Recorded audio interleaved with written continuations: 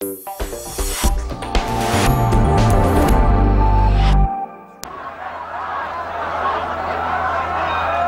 death of student Benno Ohnesorg went down in history. He was shot by a West Berlin police officer after a demonstration against the Persian Shah's visit. For many people, June 2nd, 1967 was the day the West German state went too far, beating and even killing its own people. Karl-Heinz Kurras, the officer who shot Ohnesorg, was acquitted in 3 trials. He became a symbol of everything that was wrong in West Germany. Now, this Communist Party membership card has thrown a different light on everything. It was found among the documents of the Stasi, Communist East Germany's secret intelligence service. It shows that Benno Ohnesorg's killer was an East German spy in the West Berlin police. It was obvious that this file, documenting the communist membership and informer activities of the man who killed Benno Ohnesorg, would trigger a new debate.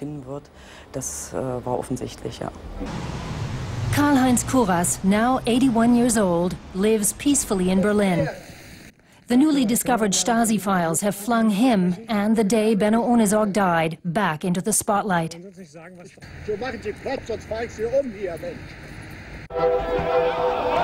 June 2nd, 1967 is regarded as the day when many of Germany's protesting students turned into revolutionaries and some into radical leftist terrorists. One terrorist organization even named itself the June 2nd Movement. The Red Army faction, too, cited Benno Ohnesorg's death as justification for its terrorist agenda.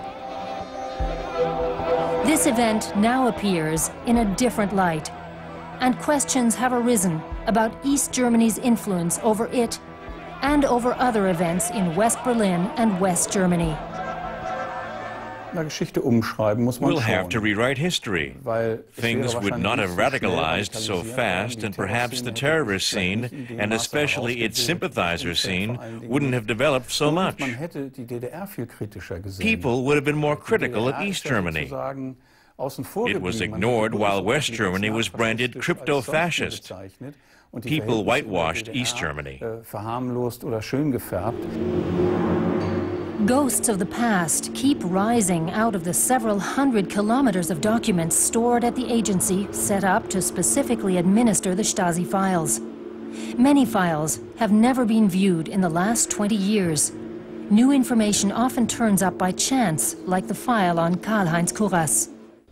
It's not as if I went through the archives with a witching wand and suddenly found a spectacular informer file.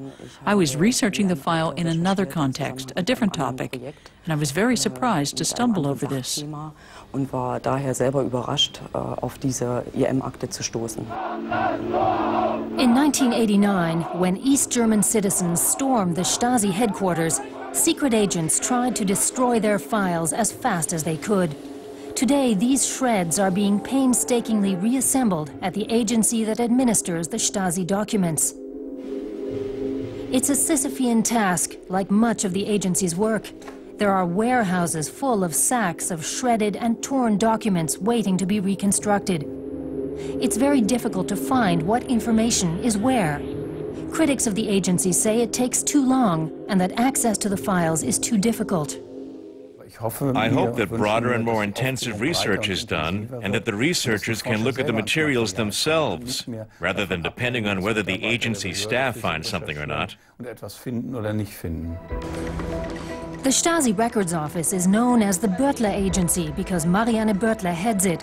She's now under pressure to justify the agency's methods. Why did it take 20 years for the Kurras file to turn up, and why did chance play such a role? But Marianne Böttler doesn't understand such questions. After all, her agency provides access to the files, provided someone asks for them. But no one asked about these files, not even those directly researching the student movement. Research and access to the archives is always based on assumptions, which are then checked in the archives.